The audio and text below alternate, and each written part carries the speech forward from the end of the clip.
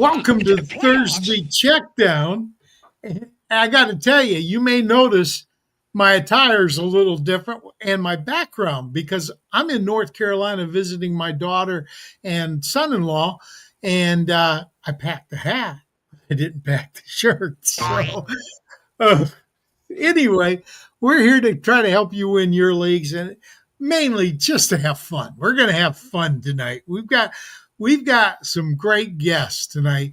We're going to apologize in advance. Our typical AI specialist has opted out tonight because he had some things he had to take care of, but he did provide us with the information.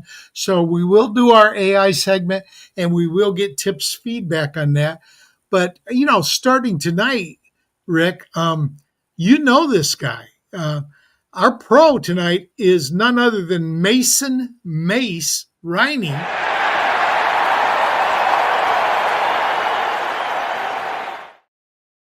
Also known as Cali King 49er17, which he told me what that was for once. Now, I understand he's a 49er fan, but I don't remember the 17. Is that a player's number you like? That's the year I got out of the service. So okay. I actually made this account the year before I got out of the service, and I was like, one day when I do sports, this will be really cool. But I was I was around. I was in Italy, Louisiana, different places around the world. So but you're a California guy. You can't be cool. It's just not possible. Oh, we know. We invented it, man. Oh my goodness. Anyway, Mace, tell our audience what you're up to. See, even the audience is laughing about it. What you're up to and where they can find your work. Yeah, so I write for Buckswire. It's an extension of USA Today. You can find me on Twitter at CaliKing49er17. I also do articles mostly for the sports affiliation. So find me on there as well. Are we going to get you as a permanent podcast host next year? I really hope so. Looks like the tea leaves are kind of down there. Crystal ball showing that. So okay. Now, I got to warn you, the Joe you're going up against is actually a pro. I noticed that in the pre-show prep. I was seeing that he's actually probably more of a pro than I am. So, well, Mr. Chris Rito is an old friend of mine. Chris and I go back to the 90s playing fantasy football against each other. We were in the original Fanex together. We got started in the rec.sport.football.fantasy news groups. And that was before there were football guys forums. And for a long time, he was with Fantasy Mastermind and a good friend, Mike Nasser. Chris, how you doing, buddy? Really well. Thanks for the invite to be here, Greg, and all you guys. Yeah, I am still with Fantasy Football Mastermind right now. I've been with them for most of his 30-year existence. Did some freelancing for some other sites before then, but basically I've just been an avid fantasy football player and commissioner for about 35 years, which I'm guessing is about as long as Mace has been alive. So yeah, exactly. How many years did you actually because I know TC was our commish most of the time, but how many years did you commish the preeminent experts league in fantasy? It was the first experts league in fantasy football. There were labor and two wars for baseball, but there was nothing for football when we started Fanex. How many years did you commish that? Actually, close to 20. I actually commissioned a lot longer than TC did. He started and was the commissioner for a long time.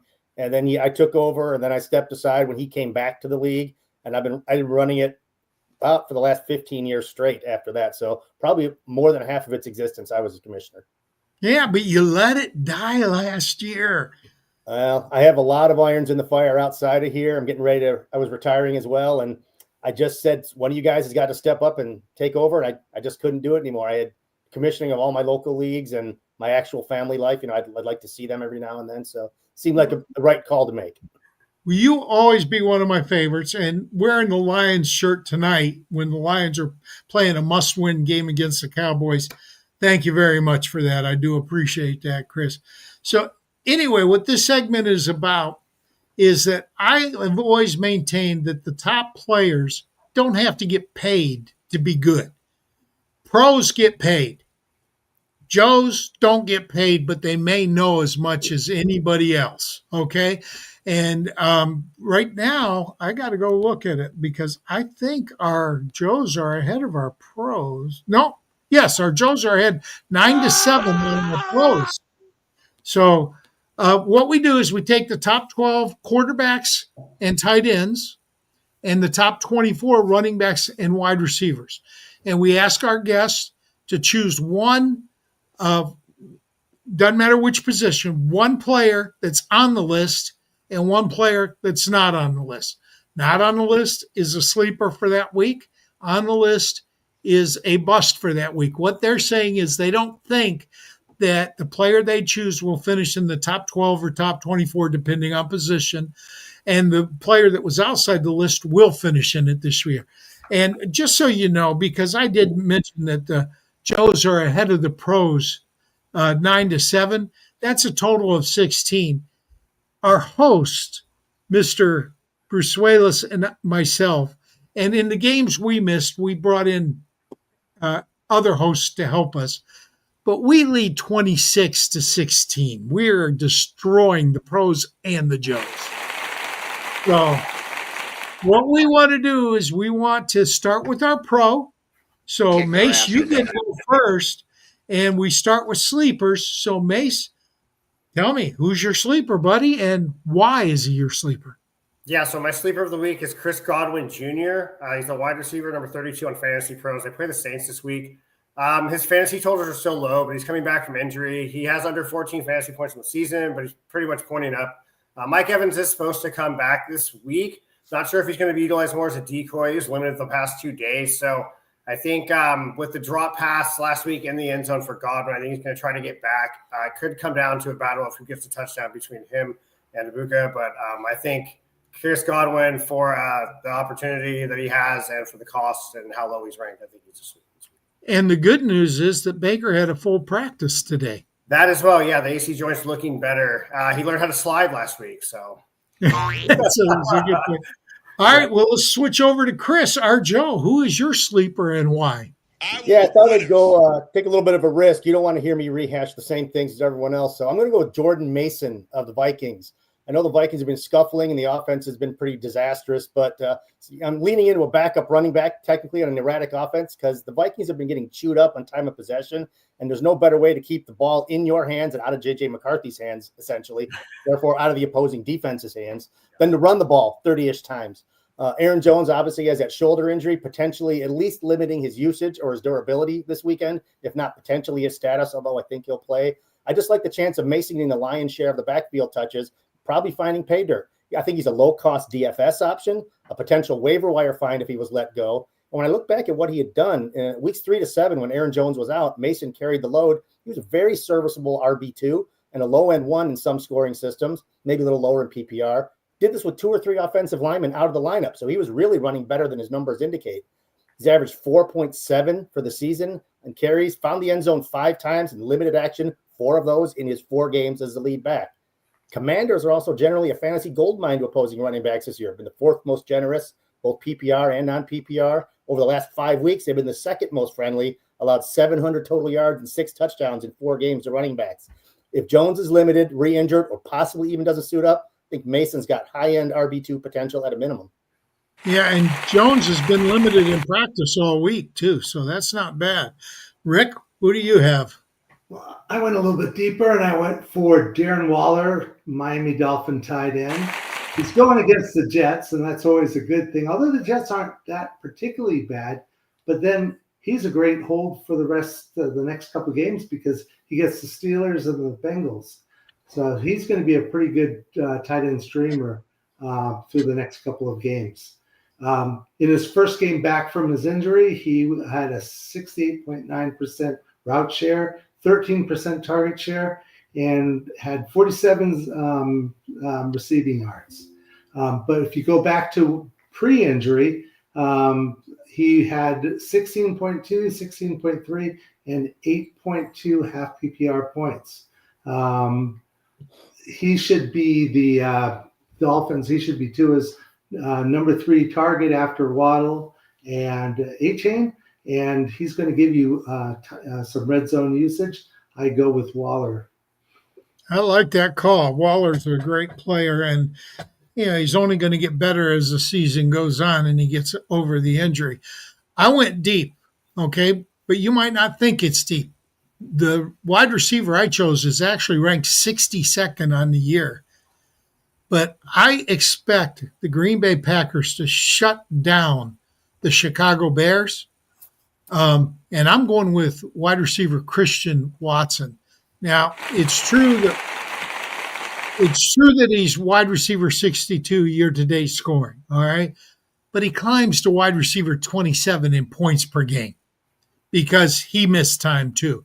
He'd still be eligible. We only look at year-to-date scoring to keep things simple, but even if we looked at average, he'd still be outside the top 24. But the Bears 9-3, they really have beaten a couple really good teams, but I don't know. It's hard to deny Green Bay's 15-4 against the Bears since 2000 in Lambeau, and they're playing in Lambeau. So, I expect a Pack win. Why Watson? His last 3 games have shown steady target progression. He started with 5, went to 7, and then last week he got 10 targets. All right, against my Lions. Okay, he is a deep threat, and he scored in 2 of his last 3 games, 3 touchdowns total, because he scored 2 in one of them. Now, that is a weakness of the Bears defense, is the deep ball, and that's what he plays. So for me, I think Watson is the one offensive player that tears the Bears up. I think Jacobs could struggle a little bit. I think Dobbs could struggle a little bit, but I expect Watson to get in the end zone and get deep at least twice. Now we're going over to our bust, the guys that are on those lists that we don't think will be on them for next week. Back to you, Mace. Who's your bust? Yeah, my bust of the week, I'm going to keep it in Tampa Bay. The other wide receiver kind of spoke from a little bit of Mika Ibuka against the Saints. So he's the wide receiver 13 ranked consensus on Fantasy Pros at the moment. And since pretty much week 5, he's been dead to rights except for like a 17.5 and half PPR. I think are in like week 10 or week 11. He has a catch rate of just 52% and a drop rate near 12%, 35% catch rate. The last time he played New Orleans, he did get targets, but he just turned them into 3 catches for 35 yards. So I don't know. If Mike Evans were to come back this week, I still wouldn't really be on the dip with Ibuka. I think maybe one more week with Evans in rotation, and then Ibuka is going to go ahead and see more. I guess he's going to keep his targets for anywhere from like 6 to 9 a game probably, but I think they're going to be going for more as we see Evans and then McMillan as well come back into the lineup. And Godwin. I mean, yeah. Yeah. So he was my pick last week, and he paid off. If you look at his top, we do PPR, we don't do half PPR. So if you look at his scoring over the last 6 weeks, I think since week 4, he's only had one top 24 finish. He's been really bad. How about you, Chris?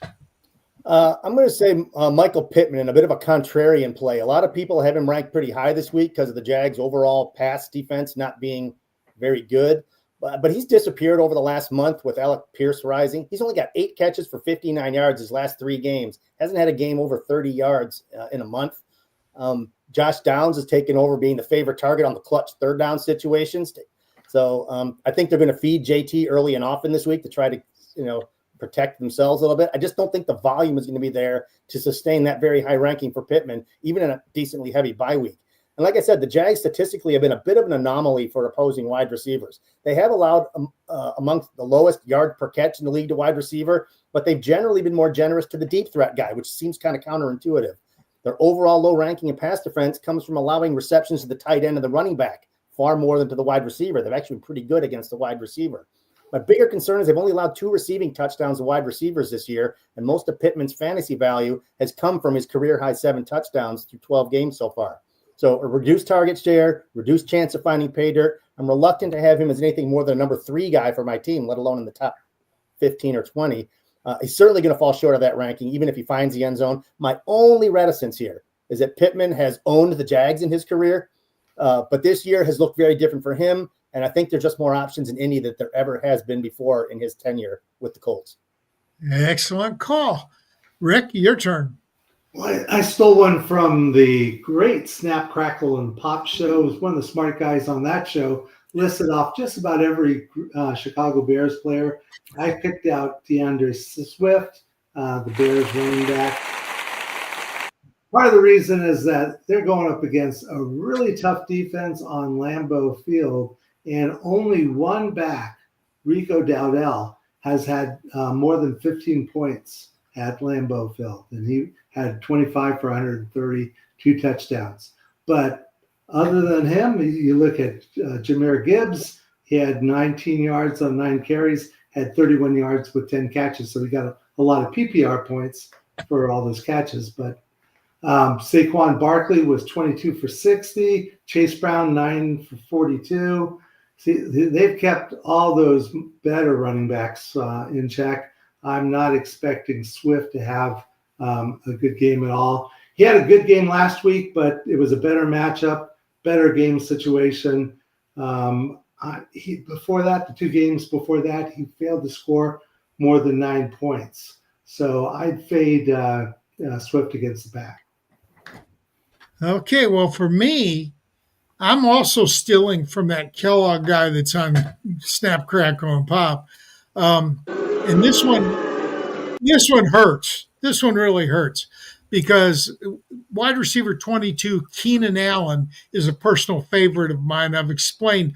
I got to interview that kid when he came out and was drafted. Before he was drafted, his agent was JT Johnson, and JT gave me several of his players to interview. Internet guy. Fantasy guy, not really a journalist. And I got to interview Keenan Allen as part of my show. And he plays well. So he's a favorite of mine. Anyway, this week he faces a pretty decent Eagles defense. It's not great, but it's not bad. It's middle of the pack, okay? But he's got a decent floor because he's getting 5 or 6 targets in each of his last 5 games, all right? But he's only averaged 9.4 fantasy points per game in those games. So he's only had one top 24 performance since week 4. So this is a guy that he's just not getting it done as a top 24, which is what we're shooting for. Could he be a flex play? Absolutely. Okay, he could be a flex play. His quarterback got a broken bone and had surgery. And not only did he have surgery, they not only put pins in, they put a plate in his left hand. We don't know how that's going to impact Herbert. We don't even know if Herbert's going to play this week at this point. He did not practice on Monday, Tuesday, Wednesday. I did not hear if he practiced today. He may have been limited, I think, today. No, he wasn't. He was at Wednesday's walkthrough, but he was limited at the walkthrough. And that was Monday Night Football. He's got an extra day, but I just don't trust Keenan in that situation. Plus, it's a crowded receiver room. It really is. So that's it for Snap, Crackle, and Pop. Iggy, first, you guys, both Chris and Mace, if you want to stick around, you can. We'll be doing an AI segment at the bottom of the hour, and then we'll do a mailbag, and I'd love to have you guys answer mailbag questions. Those are good. But we're going to take you off screen, and I do want to thank you for participating here. Iggy, take us to the news set.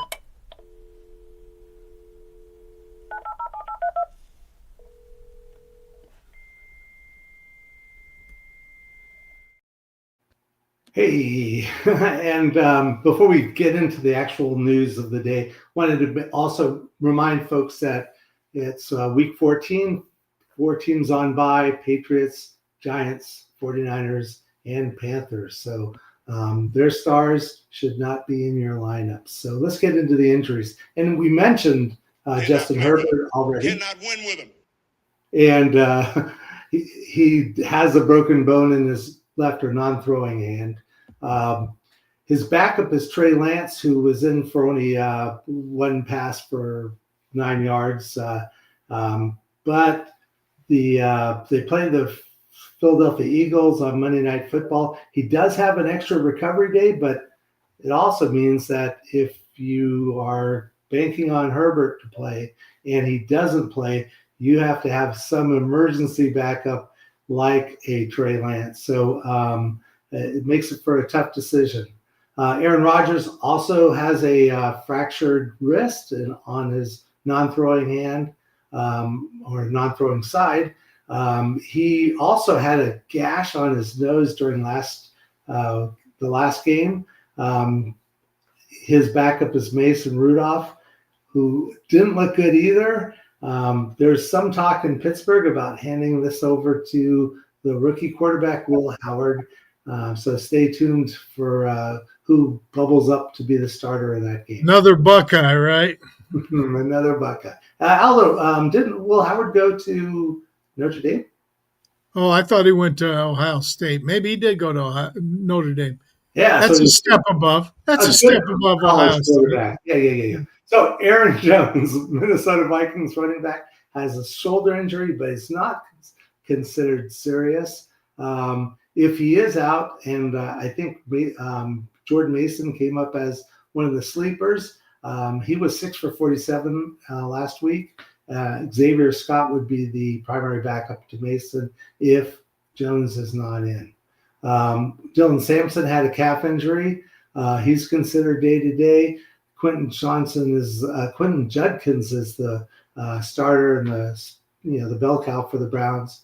If for whatever reason Sampson isn't able to play, Jerome Ford would be the handcuff. Bam Knight, he had a possible knee injury after rushing for 62 yards and totaling 98 offensive yards total.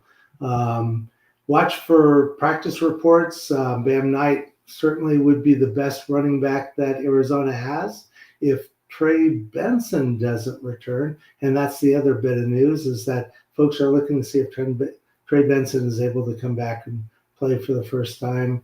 You don't think he'll be back this week, do you? I don't think so. I think that they'll probably want to have him go through a full week of practices and then. So is that Michael Carter thing going to play? Michael Carter's the remaining running back there, and after a little bit of success early on the season, he petered out. So the best advice would be to avoid the Arizona Cardinals backfield and look more to their passing attack, which has been a strength of the team.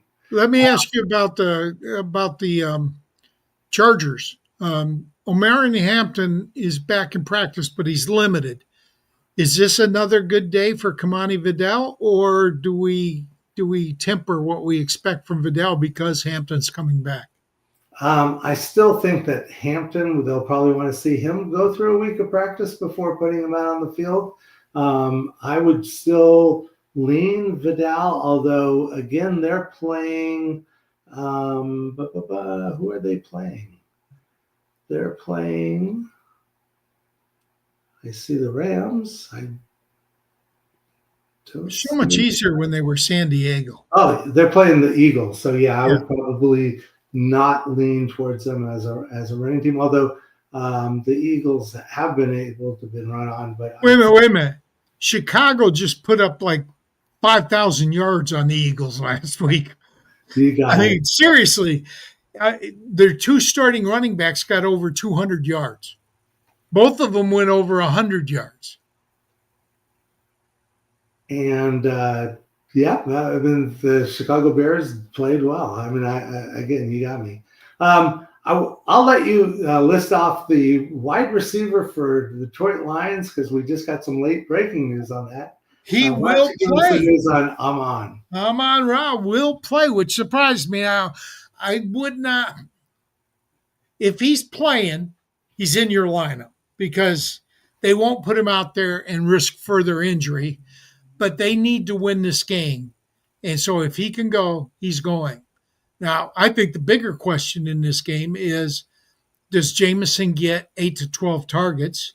And what is the role for Isaac Tesla?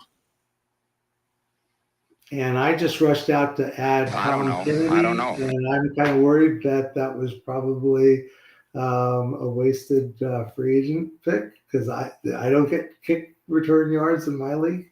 But Well, I have Tom Kennedy starting for me because he's going to be returning kicks and punts for Detroit in this game against Dallas. And, Yeah, you're gonna Dallas miss can him. score points. That's a lot of kickoff returns. And when you average 25 yards per kickoff return, if you get 4, you got 100 yards. Marvin Harrison, Arizona Cardinal wide receiver, had a heel injury, and that was just coming back from missing a couple of games because of an appendectomy. And so if Harrison is going to miss more time, you've got Michael Wilson, who was really doing well the last couple of weeks. Greg Dortch would be another possibility. Trey McBride is their number 1 receiver in Arizona. So, I wouldn't go much deeper than Greg Dortch. Parker Washington, Jacksonville Jaguar wide receiver, suffered a hip injury. More focus is on Brian Thomas Jr., though. Will he get a ramp on work? Will Tim Patrick will replace Washington, and Jacoby Myers has been ramping up his work as wide receiver 1 for the. I like him this week. I do. But you skipped 2 quarterback items that are in the news. Number 1, Jaden Daniels put in a full practice and will probably start this week against the Vikings. And his opponent is going to be J.J. McCarthy because he cleared concussion protocol. So he will start. Could that turn into a shootout? Other returning players, Mike Evans returned to practice. And Deshaun Watson, Cleveland Browns quarterback, returned to practice. But he's not expected to play this week. No, in fact, probably won't play the rest of the season. But we were talking about returning players. Yeah. Then after that, a couple of lesser names, Xavier Restrepo, Tennessee wide receiver. He was carted off the field with an ankle injury. Minimal impact because, one, the Titans just aren't very good, but you've got Alec Iomanner, you got DK, you got Van Jefferson. They're the wide receivers in Tennessee. You're not starting any of them. You got wait a minute. Chimera DK, if you get return yardage, is worth a start as a wide receiver 3 or flex play. He does get enough points combined to actually be a valid player. Sure, in deep leagues. 12-team league with 2 wide receivers and 2 flex. He's going to get you about 10 to 12 points because of his return yards. Yeah, if your league also gets you the return yards. Well, if it doesn't, it should. Yeah. Well, I'll jump to IDP since I like IDP. Okay. Jalen Reed, Houston Texans safeties out with the forearm injury. Joey Bosa managed to get all the way to week 14 without suffering injury. He's out. Buffalo Bills edge rusher with a hamstring. Sauce Gardner, Indianapolis Colts cornerback with a calf strain. Patrick Queen, the Pittsburgh Steelers linebacker, hip injury. Nick Martin, San Francisco 49er rookie linebacker with a concussion. And I'll just list off a few of the offensive. Wait, who's the all-pro tackle for the Eagles? Defensive tackle. Oh, Jalen Carter? Yeah. Was he put on IR? Because he disappeared. Yeah, he was put on IR just today. Yeah, you're right. I missed that. I didn't know. I didn't know because he didn't. It was like he wasn't even on the field against the Bears, my point. Yeah. And so offensive line injuries, and these are important, obviously, for if your team, if your fantasy team is using running backs or possibly quarterbacks or wide receivers or tight ends. Yeah. Yeah. So Jack Conklin, Cleveland Brown, offensive tackle out with a concussion. Walker Little, Jacksonville Jaguars, offensive lineman with a concussion. Ryan Kelly, Minnesota Vikings center out with a hip flexor. I think they lost a couple of offensive linemen last week too. Yes, they did. They had 3 guys that were starters that missed time last week. And Andrew Bradford, the Seattle Seahawks guard, is out with an elbow injury. And with that, that is the news for the week. So it's time to do AI. Iggy. Did Iggy...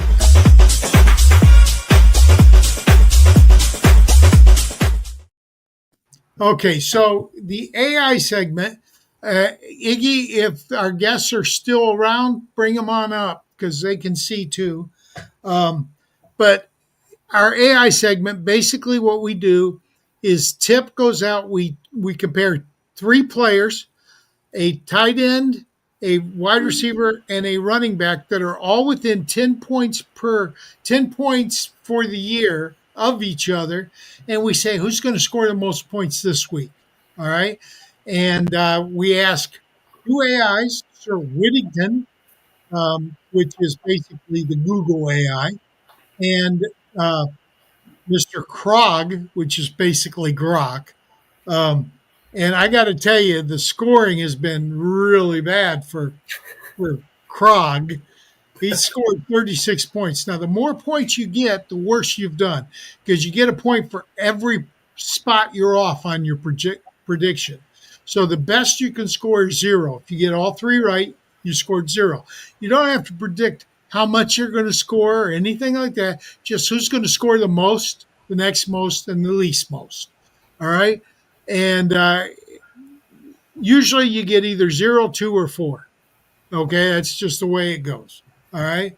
And leading the pack is Moa and Tip and Sir Whittington.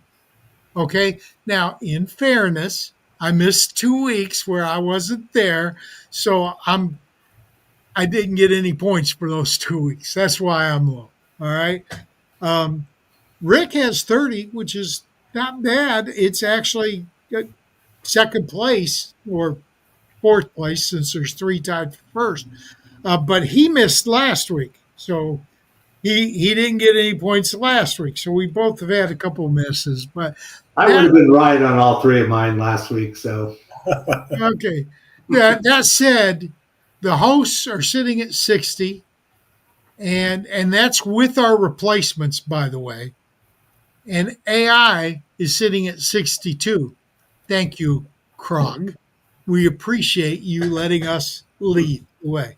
So this week we went with what Rick finally liked. He doesn't like my picks of players usually. He thinks they're obvious, but clearly they're not obvious because we don't ever get them right, very rarely. This week, Kyle Monangai, 108.8 points at Green Bay Packers. Wide receiver Alec Pierce, 113.9 points for the year at Jacksonville. And tight end Kyle Pitts, 116.1 points versus Seattle. All right, so I've got to do tips section. So Kyle Pitts is Sir Whittington's first pick. He's coming off 8 targets, 7 catches, and he draws soft matchup versus Seahawks against tight ends, apparently.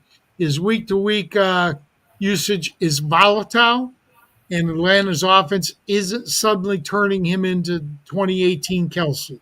All right? They went Alec Pierce second, 3 games of 70-plus yards his last 4, and a bottom third Jaguars secondary that's vulnerable through the air. His upcoming schedule tightens significantly, so his current production may be a short-lived treat. So think about that. And he goes Kyle Monangai last, fresh off a 130-yard, 1 TD explosion and earning meaningful work even in a committee. But it's a tough matchup with the Packers. And DeAndre Swift is still siphoning touches, although we don't know if DeAndre's playing this week. He's nursing an injury. All right. Krog went with Monangai first. See, the AIs don't agree. They often don't agree, which you can tell by the scoring, too, by the way. 5 games of 10-plus PPR of his last 7, owns 50% of the red zone touches, and faces a beatable Packers run defense. Now, see, I don't think they're that beatable, to be honest. Minimal receiving involvement, and a TD to pin a profile is a negative for him when Swift plays. So he went Alec Pierce second as well, averaging 20.9 yards per reception with three top 24 finishes and a juicy matchup versus Jag Secretary that bleeds explosive plays. Only 4 to 5 targets per game means volatility. A 2 for 28 line is always in the range of outcomes. And he goes, Kyle Pitts next. Why you might start him again, coming off an 8 for 82 performance and sees a massive target share when Drake London is out, and London should still be out this week. Why you'll regret it, production collapses when London plays, and he hasn't scored since week 4. Volatility remains the default setting. All right, Tip went with Alec Pierce first. He says Jags given up 18.4 points to wide receivers for middle of the pack fantasy things. So, but they can be had. And against the AFC South opponents this season, Pierce is averaging 71 receiving yards. Can he get in the end zone? Well, in week 13 against stingy secondary of the Texans, he got 78 in the score. If he mimics those same numbers, he's a must start for you here. He went Pitts second. Good matchup against Seattle, who is allowing third most receptions to tight ends this season at 82. Last week, Pitts had 7 for 82 again. Great shot to duplicate his week 13 performance. One of the problems is Drake London could spoil. It's always possible London comes back. I think at this point, we don't expect him to play this week. So that was the negative. And he goes Kyle Monangai third, dealing with an injury. Doesn't help, even though he was limited today with an ankle injury. So he did practice, but he was limited. One of the toughest matchups against running backs, however, in Green Bay. So Krog said that Green Bay was a beatable matchup, and Tip and I think they're pretty tough, actually. Packers have given up 3 rushing touchdowns on the season at Lambeau. So at home, they're pretty tough, all right? And Mungangai's touchdown streak comes to an end in week 14, according to Tip. All right, Rick, you're next. Okay. Well, I'm agreeing with my friend Tip. I'm going with Alec Pierce first of the 3. He ranks 13th by PFF receiving grade with receivers with 55 or more targets. He's a lot of advanced stats, 13th in yards per route run and 20th in passer rating when targeted. But the more important stats I like to look at is his last 3 games.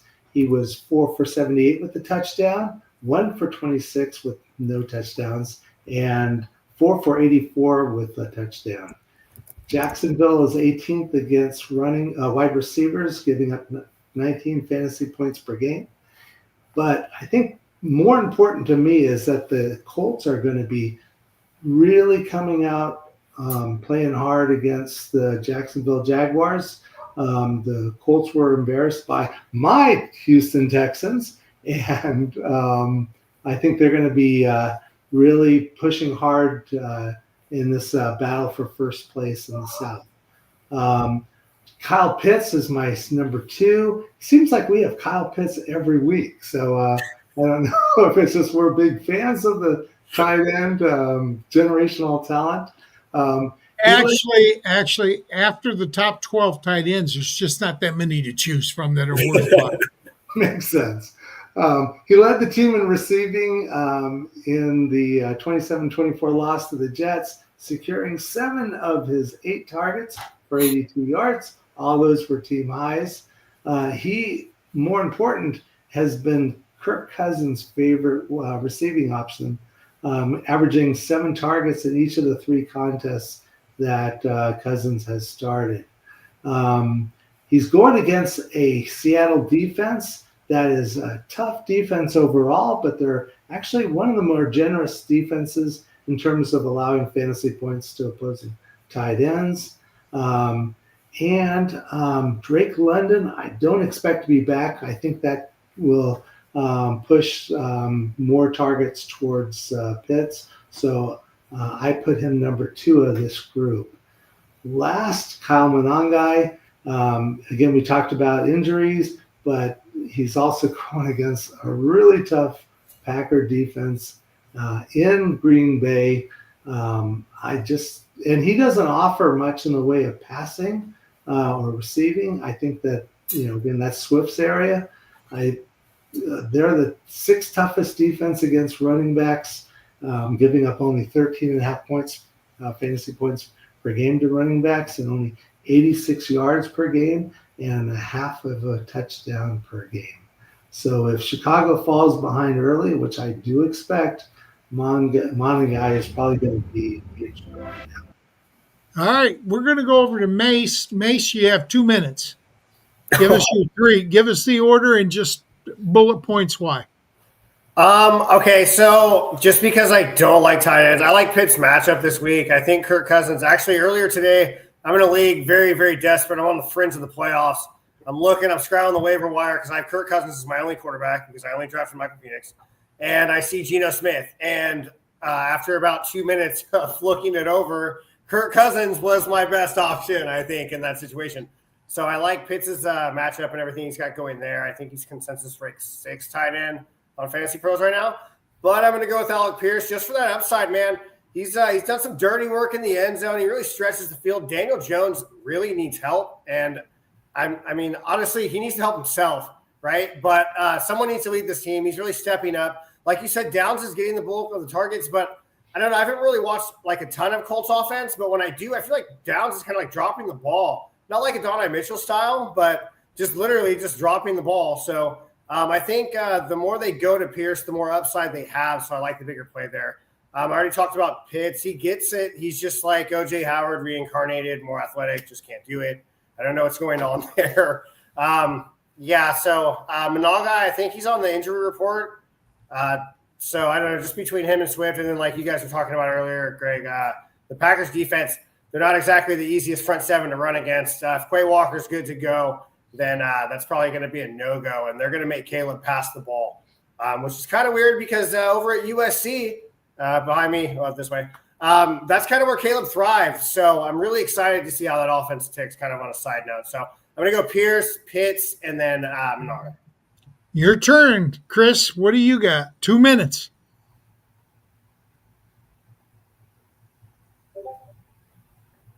Oh, are you muted? Yes. Talk. There you go.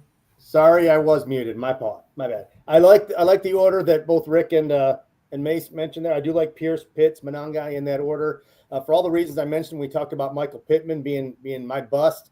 I just think that the nature of what Jacksonville allows favors Pierce more this week in that passing game. I think they are going to get a couple of deep shots. And again, I think they're going to ride the running game, which makes play action. It makes deep shots better and more effective. I don't think they're going to have those little dink and dunks to Josh Downs and Pittman.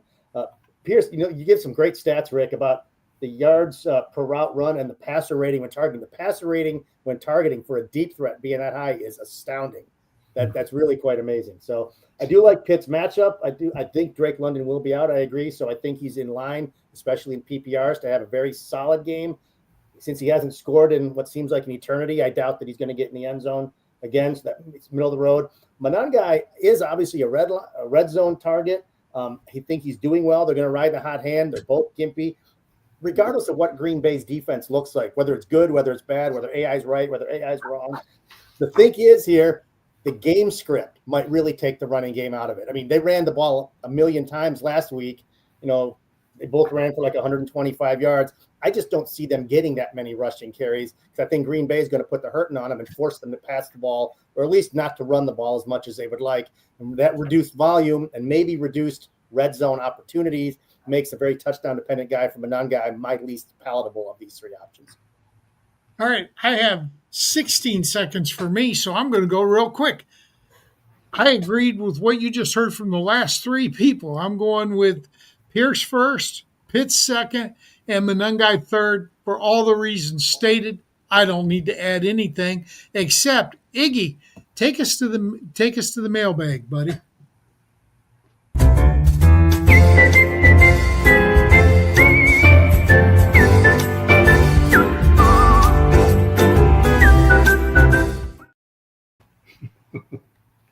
Now that was weird because my browser came blank and said, your browser refused to play the video. Now, when I play it back, I'm going to see that video and know that it played. But Rick, is there anything in the chat? Any questions in the chat? We'll start. Yeah, I saw a question, and it looks like he's, let's see, Bob Hope, coming back from the roadshow. We've got, it looks like 2 tight ends and 3 wide receivers. I don't think he's, choosing between all 5. I'll go first, and then I'll let you guys expand on what I said. So Pitts versus Strange. Strange first, and then I really like Myers this week. So if you only need 1 wide receiver and 1 tight end, I'm going Strange and Myers. Let's go to Mace first. Yeah, I'll go Pitts and then Sutton. Okay, why?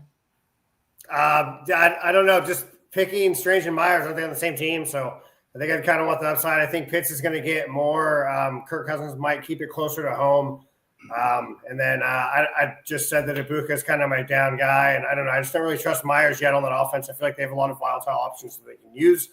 They're looking for their back end guys for next year with Brian Thomas Jr. and then Travis Hunter on IR. So I don't know. Sutton's just a wide receiver 1. I think he's been waiting to pop, but Nix doesn't always have to use him. Maybe he has to this week. Rick, what do you say? Yeah, definitely Strange. In fact, I just picked him up in an important league. The question about wide receiver is interesting. I actually like the idea of Sutton. He's been pushed to the kind of like the sidelines with both Franklin and then this last week. The rookie wide receiver. Yeah, right. Yeah, but I think maybe this is a time where Sutton pops up and is going to be a primary target. So I'd go Sutton, Myers, and last Ibuka. Okay, and Chris. Yeah, I love Strange this week. I mean, the Colts cannot stop the tight end, and he's looked great. He's been essentially a primary passing target since coming back, and even before he was injured. I definitely love Strange. I actually started him over Jake Ferguson in the league this week. I'm really high on Strange, so that's a no-brainer. And I kind of agree with Rick. I like Sutton. I think even though he's a secondary option a little bit for this team right now, he is such a red zone threat. And with this matchup, I think he's a real good chance. I'd say better than 50-50 chance of finding pay dirt this week, which really elevates him over the other 2, which I can't see scoring. Okay, so basically, Ibuka got his big name by scoring, but he just hasn't done it lately. And Myers is since he's gone to Jacksonville, he's getting the targets. He's being used. So I like Myers over Sutton because Sutton's been seeing a decrease in opportunities where Myers is seeing an increase. So we're not much help. We're all over the place on the but I think Rick said Myers first and then Sutton, right? No, I said I actually liked Sutton over Myers. Okay. Yeah. And then Buka last, though, right? One other quick question that was from the injury report. Looks like Wendy Early, our friend, yeah, is asking if Patrick Queen was good. He's an IDP play. Who cares? Hey. I know Mace. Just so you know, TSA is putting together. An IDP invitational that's going to have some of the biggest IDP players in the world in it. And they asked me to play, and I said, I'll play, but I don't know squat about IDP. So I hired Mace Riney as my defensive coordinator. So Mace, I know Mace was going to complain, but Rick is also in that league. And he does. He was limited in practice. Actually, there's been more attention on Peyton Wilson, though. And so I'm kind of thinking that Peyton Wilson, if he doesn't play, Peyton Wilson's going to have a day. And I see Mace shaking his head yes. So I might not be too far off. So is Queen going to play or not? That's the question. Well, he was limited. Like I said, he's limited. And so in practice, that's probably a good sign. I thought he wasn't going to be playing this week. So the fact he even got into practice would suggest he is going to play. Watch the practice report tomorrow. Yeah. If he practices Friday, he's playing. That's generally the way. Full practice, not limited. If he's limited tomorrow, he may not play. Unless it's Max Crosby, because he's probably going to play. Yeah. All right. Anything else? Because I've got mailbag questions. Yeah, let's go to the mailbag. All right. From Larry Wood. Should I sit Jefferson and start Scary Terry or Godwin? Not his doing, just piss poor quarterback play, but still, he only got 4 stinking points last week. So last week, I said Jefferson. In fact, on our Sunday show with Scott the King Engel and Tipp, we do these question and answer spaces. And Scott and I got into it because he said, you're overthinking. And I said, no, I'm not. He's just not performing right now. That said, not this week. Okay? I'm not sitting him this week because J.J. McCarthy cleared concussion protocol. He'll be back. It's not a rookie quarterback going on the road against the Seahawks defense. All right? They're playing the Commanders. Commanders suck. Seriously, in pass defense, I think they've given up the most passing touchdowns of any team is the Commanders. I think they're giving up just under 2 per game. So, I would play matchups, and I'm not starting Jefferson automatically, but I can't put Scary Terry in this week because it's the first week after, and that Minnesota defense is decent. I'm not sitting Jefferson over Godwin ever. So I play Jefferson this week. Let's go to you, Rick. Yeah, I actually would play the J-Jets. I mean, he's, he will, I understand the pain, the questions coming in with, I have Jefferson as well. But I say you still have to go with them. The other 2 guys haven't done anything to make you want to sit down Jefferson. So, and hopefully J.J. McCarthy has been watching a lot of Jefferson highlight film, and hopefully he has a better game this week. Mace? I don't know. Jaden Daniels, like you said, is practicing. So that's kind of awesome, but I still don't trust it. I would go with Jefferson. I would feel really dumb if J.J. McCarthy did come back and kind of make it work. And I feel like if he is going to make it work with the frustration verbally, emotionally, with the media that Jed has had in recent weeks, it's really tough. And they're really going to want to keep him around and give him a future vision. So I think this week, in order to beat that team, it's going to be the Vikings secondary has to really lock it down and contain Daniels, whatever way Brian Flores does his thing. So, I'm just going to go ahead and say go Jetta one more week and weigh the storm, man. It'd be nice if the coaches would give JJ 30 pass attempts instead of 18. But, Chris, what do you think? Well, I mean, it's week 14. You're either in your playoff crunch or you might even be in the first week of your playoffs, depending on your league size. You don't want to lose with Jefferson on your bench if he shows up and actually is half of his normal Jefferson. You'd feel much worse, doing that than starting Jefferson and having Terry McLaurin going off. You go, whatever. We were just having this discussion. Do I sit Amon-Ra St. Brown tonight, Gimpy, when I have Michael Wilson, who's healthy, and Harrison might be out in a non-PPR? It's like, yeah, but you don't want to lose with Amon-Ra on your bench. You go with your best at crunch time, and you don't worry about the matchups. You play the guys that took you to the dance. So you got to go with Jefferson, I think. This next question, we're going to Chris first because of the shirt you're wearing, Chris. It's from the Emphatic Lion. All right? Oh. Kyle Pitts, Rondé Gadsden, or Darren Waller. Full PPR. Also, he has Ladd McConkey. He's thinking Pitts if London is out. What do you think? Pitts if London is out, I think is a reasonable call. I mean, McConkey's tough. I mean, that's in a full PPR. It's tough not to play him over a tight end. Just about any tight end that's not named McBride, I would say. So I would say McConkey is probably something I'd lean toward, but of the tight ends, definitely Pitts if London is out. Yeah, it's got to be a flex if you're swapping tight ends. And so I'm assuming it's a flex. I'm not going McConkey. I normally would, but I want to see I want to see Herbert play with that hand first. I Fair. just don't trust it. So, and I'm not going with Pitts, even if London's out. I think Darren Waller's the play here. I think Darren Waller is the play here. And I like Gadsden, but again, Gadsden and McConkey are the same to me. You got to see the quarterback. Mace, I see you're agreeing with me, so tell us why. I'm going to pull the whole 16-second thing that you just did and say that you pretty much just said everything that I could have said about that. Darren Waller just has that upside. He'll get 4 targets. 2 of them will be touchdowns. And you'll feel really good because if you have a tight end that gets you a touchdown, you're definitely winning probably that week for yourself. Rick, do you agree?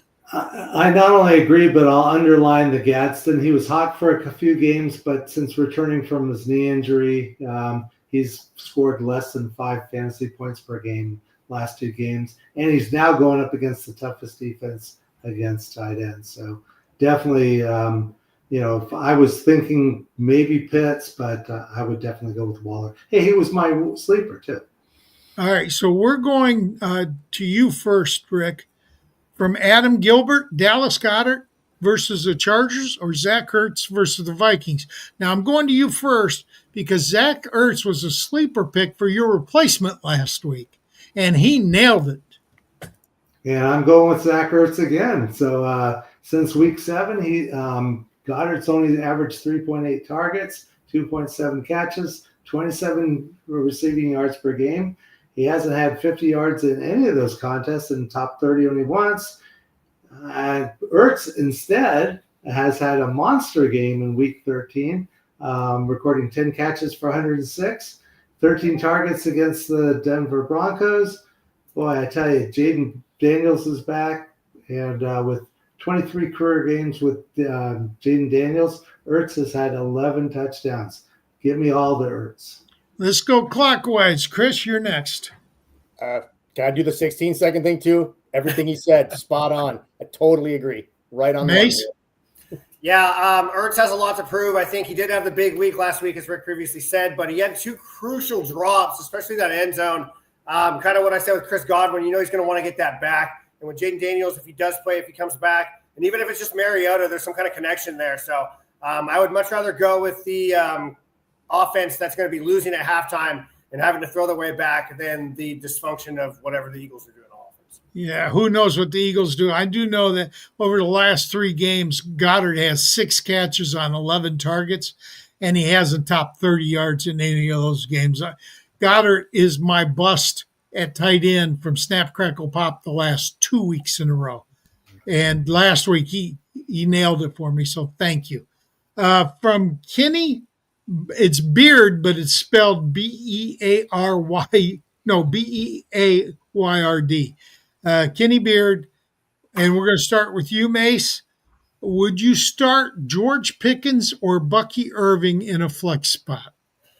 I like Pickens. He's had a lot of a lot of good games in recent weeks, but I'm going to turn it over to Bucky Irving. It's his 2nd week back after his hiatus from injury / mental health, whatever he had going on there. Last week, he did get the bulk of the carries, and I think really this week is going to be the week that he really takes off for the Buccaneers. But playing the Saints, not the greatest defense on planet Earth, and this is really like a get-right game for that offense.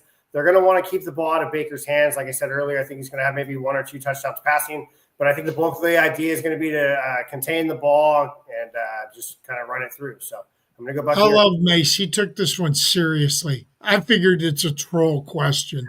Yeah, I said, are you in a 6-team league? Maybe a 4-team league? To stay professional, Greg. Come on, man. Pickens is the 2nd-ranked wide receiver. He's going to be starting over any other wide receiver you have not named Jackson Smith and Jigba.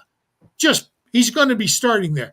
So, and Bucky Irving is going to be at least a flex play. You start them both. Both those guys are in your lineup.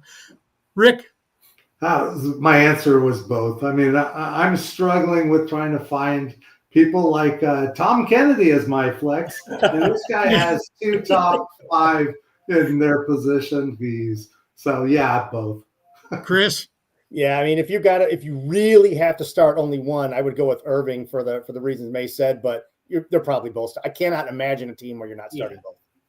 All right, we got one from the crowd from Anita Bang. Algier, Hollywood Brown, Naylor, or Mike Gesicki in a half PPR. For me, I think Algier has the best chance of scoring, so I'm going with Tyler Algier. Rick? I go with Algier, but I like as a just kind of like a wild take a shot at it. I like the idea of Naylor with the Vikings. If you're looking for a deep shot, that's it. But yeah, I think Algier is definitely going to get at least one touchdown, breaking more Bijan Robinson on their hearts. Chris? Yeah, Algier is just getting too many touches that he probably doesn't deserve as long as Bijan Robinson's alive to take him out of a flex lineup, especially against these guys who don't give me any reason to say that I trust them enough. Mace? I think Atlanta's trying to save Bijan for next year maybe or something. So I would go Algier. But I'm not sure if Naylor returns kicks. So if he does, then maybe look for that. But. Okay. Last question from the mailbag is from Antonio Mendoza. Got to start 3. Cortland Sutton, Roma Dunze, DJ Moore, Alec Pierce, or Christian Watson? I don't know. Oh, it's easy. Come on. Oh, me first. Watson. Yeah. Watson. I put them in order: Watson, Pierce, Sutton, and then the 2 Chicago wide receivers. Well, you heard me say that this is my I hate Chicago week. So I agreed with him. I said the other 3. You stay away from Adunze and Moore. What do you say, Chris? Yeah, same. I don't like any of the Chicago guys this week, and I don't like them because of their inconsistency anyway. And outdoors at Lambeau, forget it. All right, Mace? I will agree with you guys, but I will give one little caveat. If Roma Dunze is not good to go, I know he's on the injury report, then maybe DJ Moore could be a spot start. I actually like Luther Burden in that situation because he's playing in the slot and he's going to get the shorter crossing down. I like the 2 tight ends if that actually. And maybe Loveland or Komet, yeah. Well, Loveland's a Michigan player. You got to play him. I mean, I'm going to break your heart. I just dropped Loveland for to pick up Strange. Well, Strange gets more consistent play, so yeah, it's not a bad choice. That's our show for tonight. I want to thank Mace and Chris for coming on. Chris, it's great to see you again, buddy. And of course, Iggy in the background. We hope you help us like, subscribe, see us every week, and take us out.